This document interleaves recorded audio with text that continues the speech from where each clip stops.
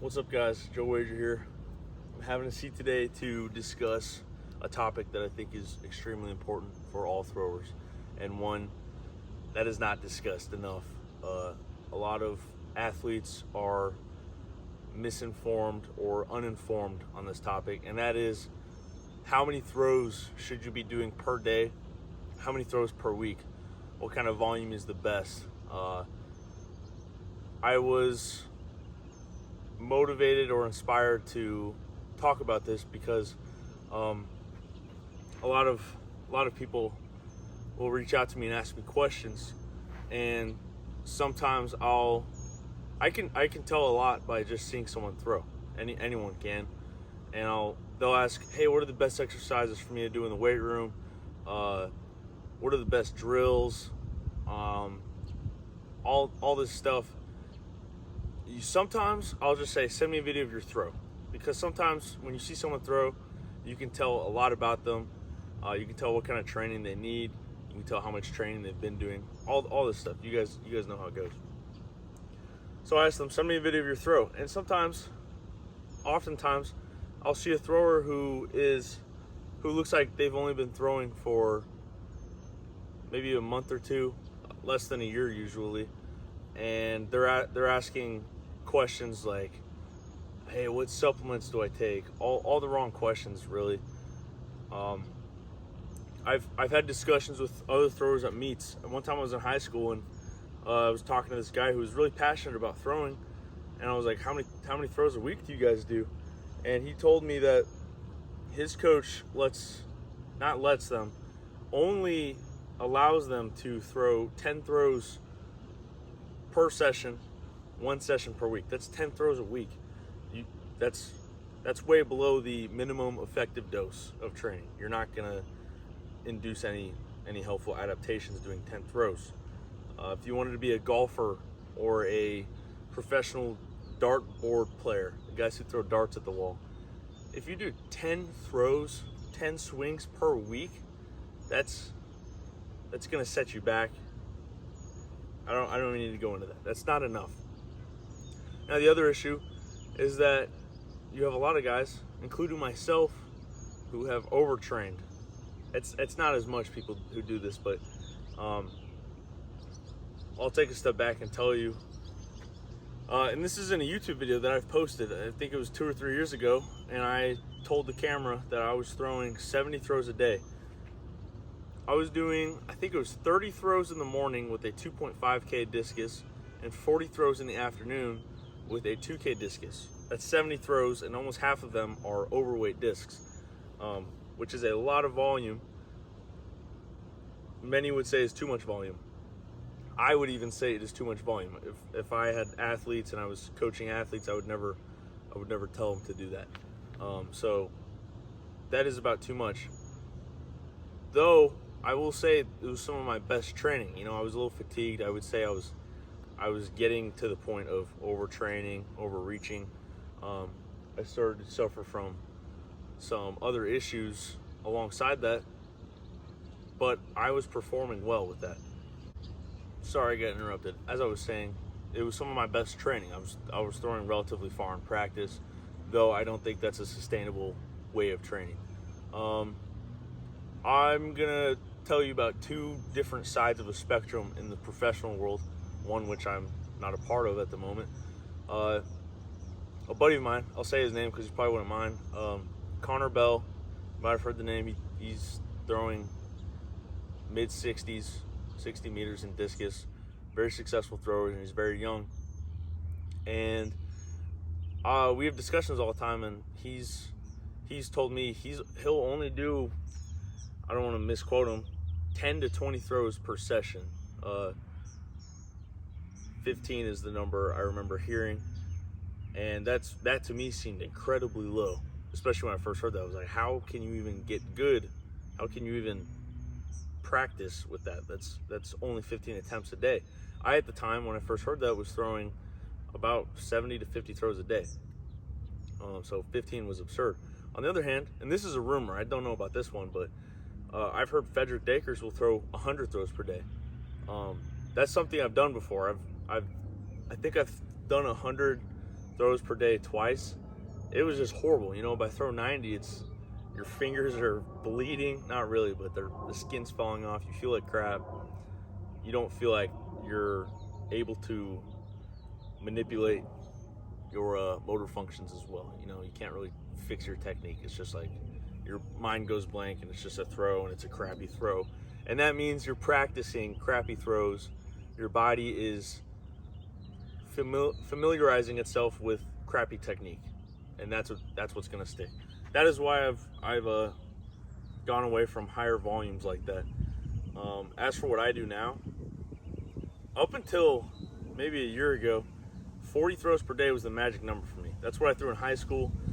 In high school, I got my throw from 100 feet to 172 feet, and 40 throws per day was the magic number that I responded very well to. It wasn't too much for me.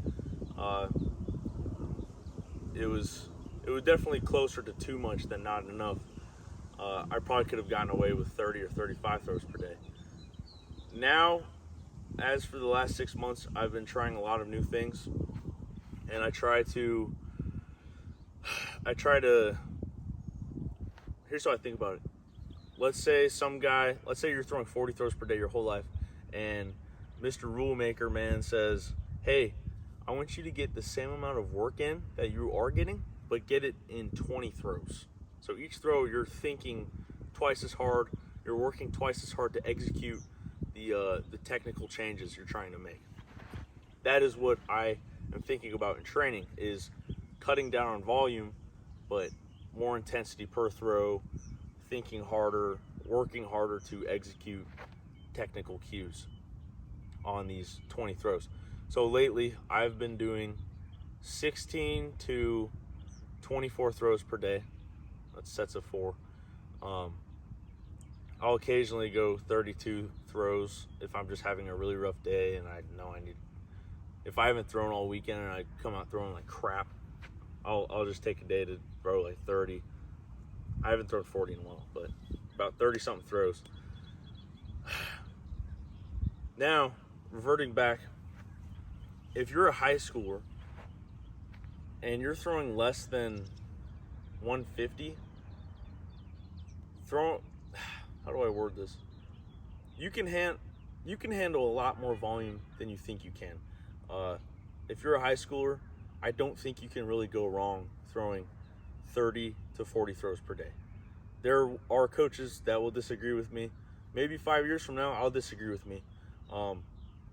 That's just part of the game, but I really think most high schoolers are under-training the throw and overtraining the weight room. Something to think about, let's say you have 2 clones, and this is my opinion, I don't have any data on this. Let's say you have 2 clone brothers, not even brothers, just clones. One of them, they're both discus throwers. Starting in high school, you get one of them to start lifting weights, to train as a discus thrower.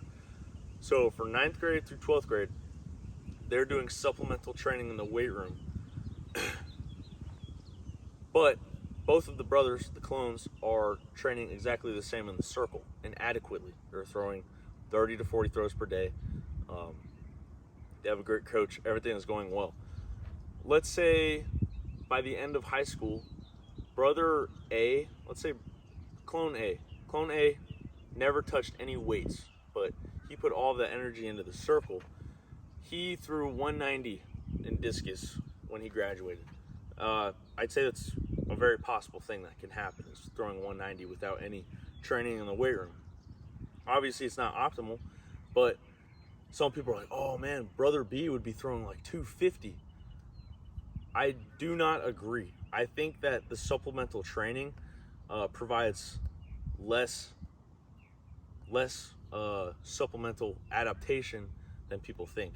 You could spend an hour a day in the weight room, and I think after 4 years that would only get you to throw maybe 200, 210. So, of course, an advantage, a huge one, but not as big as people think. I think the advantage that comes from the weight room increases as you get better. So a 70-meter thrower, it is necessary, 100% necessary to their success to train in the weight room, on the track, plyometric training, explosive training, adaptations to the nervous system. Whereas a high schooler, you could get away with not even touching the weight room. In fact, if I could go back in high school, I would probably only lift 3 times a week max, and it would just be Olympic lifts, box squats, all this stuff, the gym. I would spend most of my supplemental training though on the track, doing sprints, jumping, explosive things that would mimic the force of the throw, the time window of the throw, doing things that last 1 to 2 seconds and require maximal intensity. The weight room offers those things, but there's a lot better ways to get that. I've posted a video of me saying this before, but do keep in mind that the implement you're throwing is only 5 pounds or 12 pounds or 16 pounds. That's nothing. In the weight room, it is totally going to help you to bench 500 pounds, squat 700 pounds. Those will do nothing but help you. But if that's all you do, it's not going to help you nearly as much as doing things that are very, very quick, about the same speed as a throw, and in similar levels of intensity. I know I went off topic, but really what I'm trying to say is there is so many high schoolers who are worried about the wrong things. They're worried about doing the right exercises in the weight room, squatting 405 before they graduate. Those are great goals, and I'm not trying to stop you from doing that. I think set goals in the weight room and accomplish them and give it everything. But keep in mind, 90% of all the benefit you're going to get in training is from the circle. You need to go in the circle, and that is your training. Everything outside of that is outside of that. You go to the circle, you train, that is what's going to make you throw far. And then also to fall back on volume, I know I already said this, but if you're throwing 10 power throws, a bunch of half turns, maybe some South Africans, and then you do 5 full throws, buddy, you're screwed when it comes to a meet. How is that going to prepare you for doing 2 warm-up full throws at a meet and then 3 to 6 competition full throws in a meet? Power throws, half turns, South Africans, non-reverses, full throw non-reverses are excellent and necessary training tools, but they are overtrained from what I see. The full throw should take up, unless you're like way in the off-season training different things, the full throw should be 75% of all your throwing volume. That's something I stick to. The program I make goes off of that sometimes. In the off-season, you're doing a lot more power throws, half turns, non-reverses, and then the end of the season towards meets, you're not doing any power throws or half turns because you've already built the foundation. Once the season comes around, you're just refining everything. You're getting really good at competing in a track meet. And in a track meet, you don't do power throws. So, in conclusion, guys, I know I was bouncing around and stuff, but in conclusion, 30 to 40 throws a day. 30 to 20 of those, 30 to 25 of those should be full throws, unless you're way in the off season. If it's past December, 30 to 20 full throws a day, maybe 40 if you want. And don't go crazy in the weight room if you're not going crazy in the circle. Your training in the circle is #1 priority. I know that was a lot, and like I said, some of the ideas I spoke about are subject to change in the future. They likely will. This is just how I think right now. This is what I think is correct. One more thing that is a big deal is to remember that everyone responds differently. I should have mentioned this earlier when I was talking about Connor Bell and Frederick Dakers. Those are 2 very different athletes, and if what I've heard about Frederick is correct, then it's important to know that everyone responds differently. Everyone's a different athlete. What works for one athlete is not going to work for the other, and vice versa. You need to find what works for you, what you respond to. If throwing 70 throws a day is going to get you there, I'm not going to stop you. I'm not going to tell you it's the best thing to do, but you do what you believe in. You do what you respond to. If you're throwing 200 feet in high school and you're only doing 10 throws a day, great. Keep doing that. Build on that. But this video was just to kind of point out that I'm afraid a lot of coaches and athletes are under training the actual event that they're training for. All I have to say is get in the circle and train in the circle. Circle training is number one. I appreciate you guys watching. I know that was a crazy little mess. I was just throwing ideas out. Message me if you have questions, though. Message my Instagram. I try to get back to everyone, but I can't because, yeah. But message me, and I'd be happy to help anyone if you have questions. Also, comment some video ideas. I'm trying to post videos every week. I'm just going to make a whole spiel mess of videos to put out some information and content for you guys. But thank you for watching, and have a good day.